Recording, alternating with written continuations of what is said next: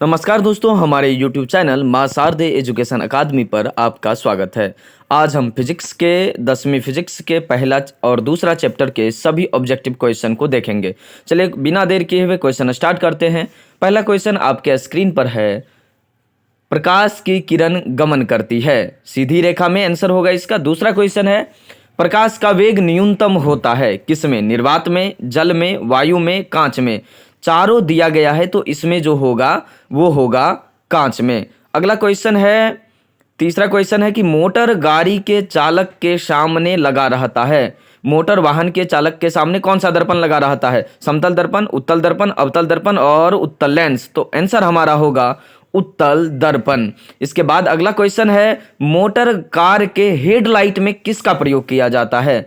तो motor car के headlight में किसका प्रयोग किया जाता है? समतल दर्पण, उत्तल दर्पण, अवतल दर्पण या उत्तल लेंस। तो इसमें जो हमारा आंसर होगा वो होगा अवतल दर्पण का उपयोग किया जाता है। अगला क्वेश्चन है, समतल दर्पण द्वारा बना प्रतिबिंब कैसा होता है? तो समतल दर्पण में बना प्रतिबिंब वास्तविक होता है कि काल्पनिक होता है कि दोनों प्रकार का होता है या इनमें से कोई नहीं? तो समतल दर्पण में बना प्रतिबिंब हमेशा काल्पनिक होता है, तो इसका आंसर सही बी हो जाएगा। अगला क्वेश्चन, लेंस की क्षमता का एसआई मात्रक क्या होता है? लेंस की क्षमता का एसआई मात्रक डायप्टर होता है, ल्यूमेन होता है, लक्स होता है या एंगस्ट्रम होता है? तो इसका जो सही आंसर होगा वो होगा डायप्टर। डायप्टर जो है मीटर-1 के बराबर होता है, तो अतः आंसर ए हो जाएगा इसका। अगला क्वेश्चन है, प्रकाश की किरणों का पथ दर्शाने वाले चित्रों को क्या कहा जाता है? तो किरण आरेख कहा जाता है, फोकस कहा जाता है, किरण पुंज कहा जाता है या इनमें से सभी? तो इसका सही आंसर होगा किरण आरेख। तो आंसर होगा ए, किरण आरेख। चलिए अगला क्वेश्चन देखते हैं। अगला क्वेश्चन है कि 2D क्षमता वाले लेंस का फोकसांतर क्या होगा?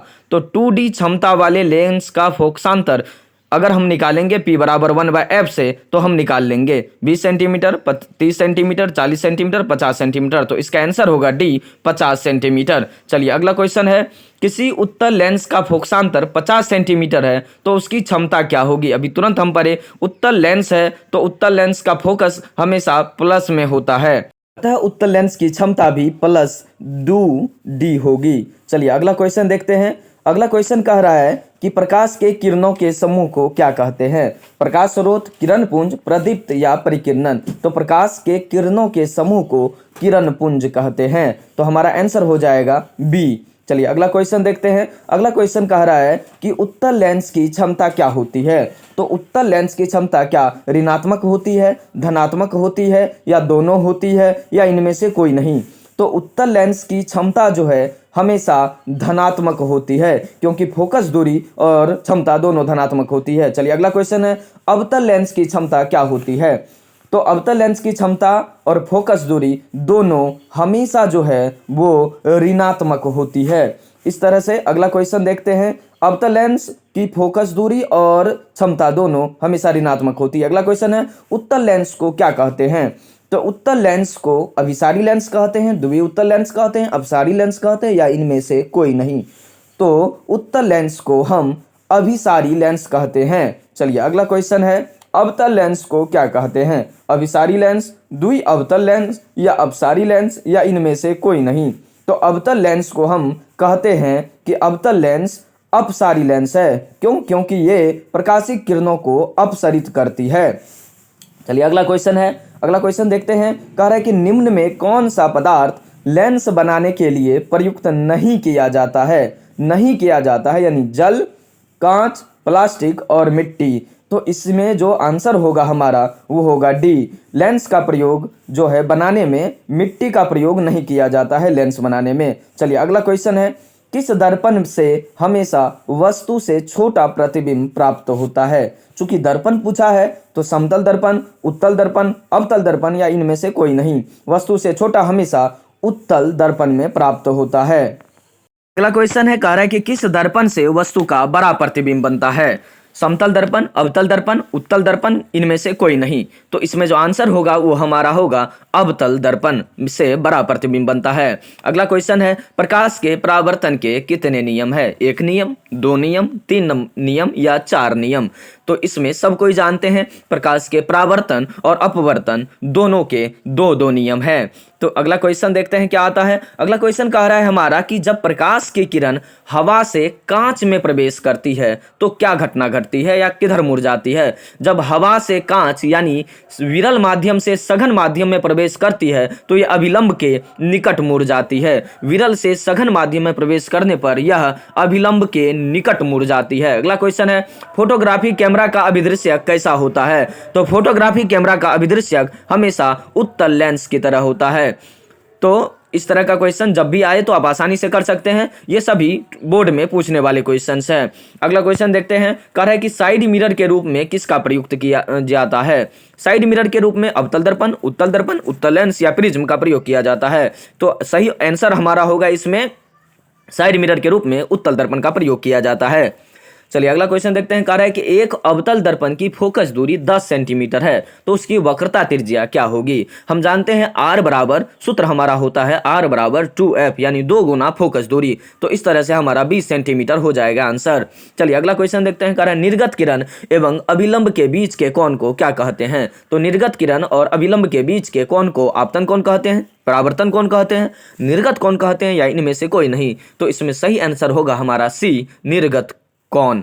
चलिए अगला क्वेश्चन देखते हैं। कह रहा है सरल सूक्ष्मदर्शी में किसका प्रयोग किया जाता है। तो सरल सूक्ष्मदर्शी में हमेशा उत्तल लेंस का प्रयोग किया जाता है। जो सरल सूक्ष्मदर्शी हम लोग देखते हैं जो ज़्यादातर नजर आता है स्कूलों वगैरह सब में, ये सभी उत्तल लेंस से बना हुआ सरल सूक्ष्मदर्शी। अगला क्वेश्चन है किस लेंस के द्वारा सिर्फ काल्पनिक प्रतिबिंब बनता है। तो किस लेंस, उत्तल लेंस, अवतल लेंस, बाइफोकल लेंस या इनमें से कोई नहीं। तो लेंस जो है जिसके द्वारा हमेशा काल्पनिक प्रतिबिंब बनता है वो लेंस हमारा होगा अवतल लेंस। चलिए अगला क्वेश्चन देखते हैं। अगला क्वेश्चन कह रहा है परावर्तन के नियम से निर्धारित होता है। तो परावर्तन का नियम जो है वो हमें क्या बताता है। आपतन कोण परावर्तन कोण के बराबर होता है या परावर्तन कोण अपवर्तन कोण के बराबर होता है या आपतन कोण विचलन कोण के बराबर होता है, इनमें से कोई नहीं। तो इसमें जो हमारा आंसर होगा सही होगा वो होगा आपतन कोण परावर्तन कोण के बराबर होता है। अगला क्वेश्चन है काल्पनिक प्रतिबिंब होता है। काल्पनिक प्रतिबिंब की प्रकृति कैसी होती है, सीधा, उल्टा या दोनों या कोई नहीं। तो इसमें जो हमारा आंसर होगा काल्पनिक प्रतिबिंब हमेशा सीधा होता है यानी कि वस्तु के समान सीधा हो रहेगा। अगला क्वेश्चन देखिए लेंस में मुख्य फोकस की संख्या कितनी होती है। क्योंकि हम जानते हैं लेंस में जो मुख्य फोकस है वो दोनों तरफ होता है। तो इस तरह लेंस में जो मुख्य फोकस है उसमें आंसर हमारा हो जाएगा 2, क्योंकि दोनों साइड लेंस में मुख्य फोकस होता है, चूंकि एक की ही मान्यता दी जाती है। अगला क्वेश्चन है सर्च लाइट का परावर्तक सतह कैसा होता है। सर्च लाइट यानी कि टॉर्च यानी कि हम देखेंगे वो उभरा हुआ थोड़ा सा रहता है। तो इस तरह से उसका परावर्तक जो है उत्तल का, चूंकि उभरा हुआ रहता है और वह प्रकाश को किरणों को अभिसरित करता है, इसीलिए उत्तल हो जाएगा। अगला क्वेश्चन है कह रहा है कि दाढ़ी बनाने के लिए कौन सा दर्पण का उपयोग करते हैं। तो दाढ़ी बनाने के लिए हम समतल का, उत्तल का, अवतल का या इनमें से कोई नहीं। तो हमारा आंसर होगा दाढ़ी बनाने के लिए, चूंकि दाढ़ी को बड़ा दिखाना है इसीलिए हमेशा अवतल दर्पण का प्रयोग किया जाता है। अगला क्वेश्चन एक उत्तल लेंस की क्षमता 1 डायोप्टर है तो लेंस की फोकस दूरी क्या है। देखिए उत्तल लेंस है तो डायोप्टर अगर प्लस में है तो फोकस दूरी भी प्लस में होगी। तो इस तरह से हमारा आंसर हो जाएगा प्लस 100 सेंटीमीटर। चलिए अगला क्वेश्चन देखते हैं। कह रहा है कि किसी गोलीय दर्पण तथा किसी पतले गोलीय लेंस दोनों की फोकस दूरी -15 सेंटीमीटर है। अब देखिए कह रहा है -15 सेंटीमीटर है तो दर्पण या लेंस कौन सा है। दोनों अवतल है, दोनों उत्तल है, दर्पण अवतल है, लेंस उत्तल है, इस तरह का जो है अलग अलग ऑप्शन दिया गया है। हम चूंकि जानते हैं कि फोकस दूरी ऋणात्मक जो है वो अवतल दर्पण और अवतल लेंस की होती है, तो दोनों अवतल हो जाएगा। अगला क्वेश्चन है प्रकाश के अपवर्तन के कितने नियम हैं। तो प्रकाश के अपवर्तन के 1 नियम, 2 नियम, 3 नियम या 4 नियम है। तो ये बहुत बिल्कुल ही आसान क्वेश्चन है कि प्रकाश के अपवर्तन के या परावर्तन के 2 नियम होते हैं। चलिए अगला क्वेश्चन देखते हैं क्या है।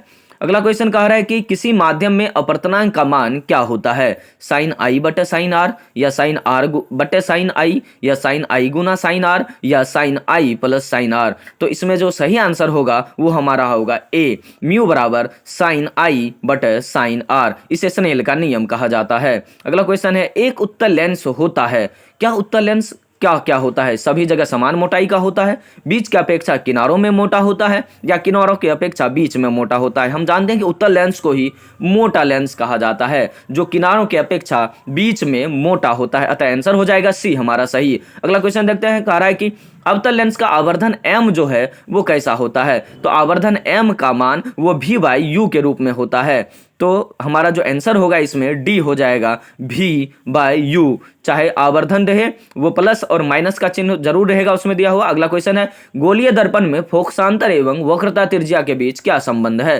फोकसांतर जो है वो f बराबर r बाई 2 होता है, या हम लिख सकते हैं R बराबर वो 2 गुना फोकस दूरी, यानी कि R बराबर 2f होता है। चलिए अगला क्वेश्चन है, सोलर कुकर में किस दर्पण का प्रयोग किया जाता है। सोलर कुकर में चूंकि प्रकाश को एक जगह एब्जॉर्ब करना है, तो सोलर कुकर में हमें अवतल दर्पण का प्रयोग किया जाता है।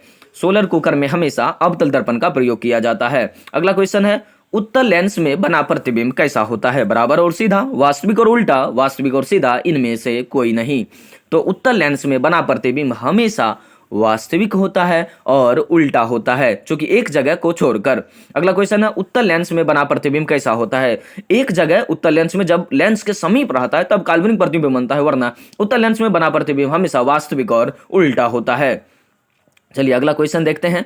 अगला क्वेश्चन आने से पहले थोड़ी सी चर्चा, अगर आप चैनल पर नए आए तो चैनल को सब्सक्राइब कर दीजिए। इसी तरह से अगर आप सोचते हैं कि रोजाना वीडियो हमको मिलते रहे, तो आपको रोजाना वीडियो क्वेश्चन से रिलेटेड मिलते हुए रहेगा, ऑब्जेक्टिव्स का। चलिए अगला क्वेश्चन देखते हैं। करा उत्तल लेंस में जब बिंब f तथा 2f के बीच रखा जाता है तब बना प्रतिबिंब कहां बनता है और कैसा बनता है।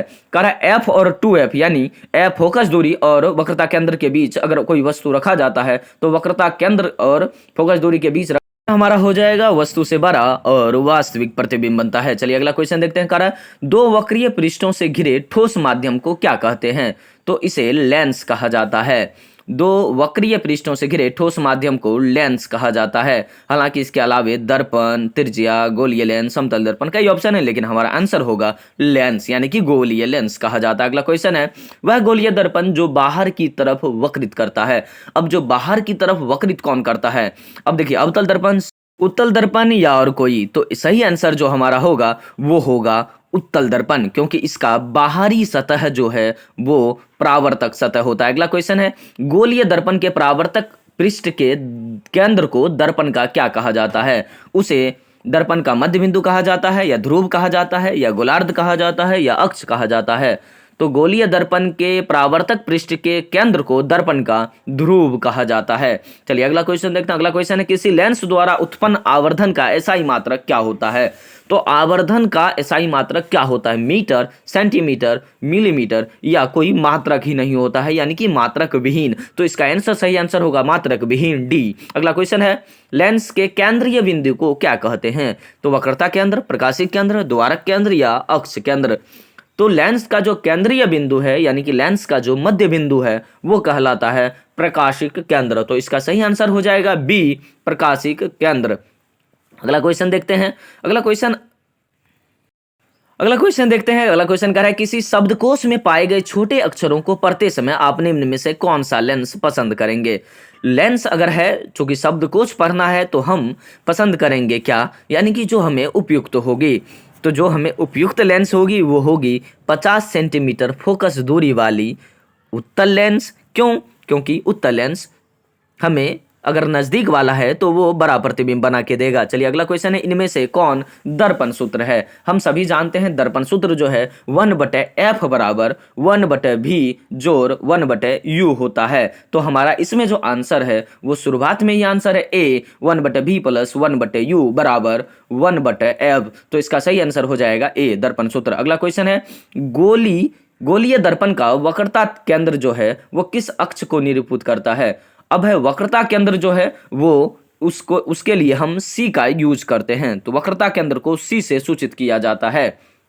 चलिए अगला क्वेश्चन देखते हैं। वक्रता केंद्र को हमेशा सी से सूचित किया जाता है। अगला क्वेश्चन है, निर्वात में प्रकाश की चाल कितनी होती है। चाल हो गया, लेकिन चाल होगा। निर्वात में प्रकाश की चाल 3 लाख किलोमीटर पर सेकेंड होता है, परंतु यहाँ हमारे पास कोई किलोमीटर वाला ऑप्शन नहीं दिया गया है, लेकिन दिया है 3 × 10⁸ मीटर पर सेकेंड स्क्वायर। तो आता है आंसर ए हो जाएगा। अगला क्वेश्चन है, दंत विशेषज्ञ मरीजों के दांत का बड़ा प्रतिबिंब देखने के लिए किस दर्पण का उपयोग करते हैं, यानी दांत के डॉक्टर किस दर्पण का उपयोग करते हैं।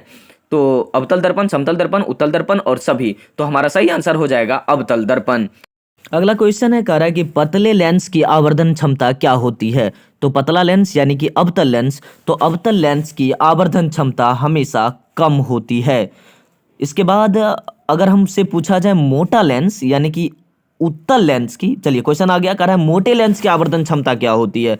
तो मोटे लेंस की आवर्धन क्षमता क्या कम होती है, अधिक होती है या संतुलित रहती है, इनमें से कोई नहीं। तो मोटा लेंस की जो आवर्धन क्षमता है वो हमेशा अधिक होती है। अगला क्वेश्चन है इस तरह का, कह रहा है कि अवतल दर्पण के ध्रुव और मुख्य फोकस के बीच बिंब का प्रतिबिंब जो है उसकी प्रकृति क्या होता है। अवतल दर्पण है तो P और F के बीच वस्तु को रखा जा रहा है, तो यह हमेशा आभासी एवं सीधा प्रतिबिंब को दिखाएगा। चलिए अगला क्वेश्चन देखते हैं। कह रहा है उत्तल लेंस का प्रकाशिक केंद्र तथा मुख्य फोकस के बीच बने बिंब का प्रतिबिंब कैसा होगा। उत्तल लेंस रहे या अवतल दर्पण रहे, जब उसके P और F के बीच वस्तु को रखा जाएगा तो हमेशा आभासी एवं सीधी प्रतिबिंब बनेगा, यानी आंसर बी हो जाएगा। अगला क्वेश्चन है, कर अवतल दर्पण के मुख्य फोकस पर रखे बिंब का प्रतिबिंब कैसा होगा। अवतल दर्पण के मुख्य फोकस पर अगर किसी वस्तु को रखा जाता है तो मुख्य फोकस पर रखी हुई वस्तु का प्रतिबिंब हमेशा अनंत पर बनता है। तो इसका सही आंसर हो जाएगा सी, यानी कि अनंत पर। अगला क्वेश्चन है, कह रहा है कि उत्तल लेंस के मुख्य फोकस पर रखे वस्तु का प्रतिबिंब कहाँ बनेगा।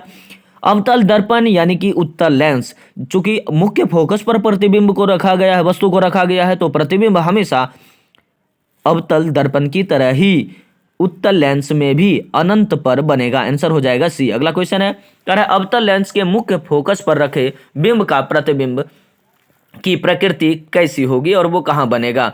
तो अब जो है, चूंकि अवतल लेंस के मुख्य फोकस पर वस्तु को रखा गया है, तो ये जो प्रतिबिंब बनेगा वो बनेगा प्रकाशिक केंद्र और फोकस के बीच। चलिए अगला क्वेश्चन है, कह रहा है अवतल लेंस के सामने रखे बिंब का प्रतिबिंब कहाँ बनेगा। अगर किसी सामने अनंत पर अगर रख दिया जाता है, अवतल लेंस है तो अनंत पे अगर किसी वस्तु को अवतल लेंस के सामने रखा जाता है तो उस वस्तु का प्रतिबिंब अवतल लेंस में भी अनंत पर ही बनेगा। चलिए अगला क्वेश्चन है, अगला क्वेश्चन कह रहा है कि अवतल दर्पण के सामने अगर अनंत पे रखा गया है कोई वस्तु तो उसका प्रतिबिंब कहाँ बनेगा। अनंत पे अगर वस्तु रखा गया है तो इसका प्रतिबिंब जो है वो मुख्य फोकस पर बनेगा, यानी कि फोकस पर। चलिए अगला क्वेश्चन है, कह रहा है कि अवतल दर्पण में हो गया मुख्य फोकस पर। अगला क्वेश्चन है, कह रहा है क्या, ये अंतिम क्वेश्चन है आज का, कह रहा है कि लेंस के प्रकाशिक केंद्र से गुजरने वाली प्रकाश की किरणें अपवर्तन के पश्चात यानी कि बाद क्या होगी। तो लेंस के प्रकाशिक केंद्र से गुजरने वाली प्रकाश की किरणें अगर प्रकाशिक केंद्र से गुजर रही है तो बिना विचलन के सीधे निर्गत हो जाएगी, यानी सीधे बाहर निकल जाएगी।